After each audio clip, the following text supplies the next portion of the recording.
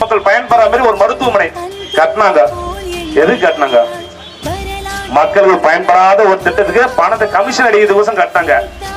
Contract விட்டாங்க, பில்டிங்கும் கட்டாங்க, commission எடுத்தாச்சு, அவங்க வேலை முடிஞ்சிச்சு போயிடுச்சு.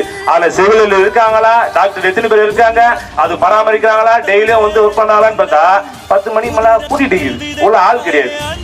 அதுக்கு எதுக்கு மருத்துவமனை? ஆரம்ப சுகாதார நிலையம் கூட தகுதியற்று தான் இந்த வந்து வந்தவாசி மருத்துவமனை இருக்குது.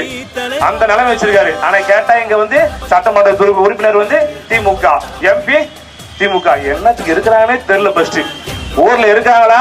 அடுத்த வாரம் வந்து போஸ்ட் வச்சு ஒட்டிடும். நம்ம காணாம போயிட்டாங்க, தேடி கண்டுபிடிச்சு கொடுங்க. சட்டமன்ற உறுப்பினரும் கண்டுபிடிச்சு கொடுங்க. அவரோட வேலை என்ன வேலை இருக்குது? படம் ப்ரொடியூஸ் பண்ணதான் ஒரு வேலை. மக்களை சந்திக்கிறது இருக்குதா?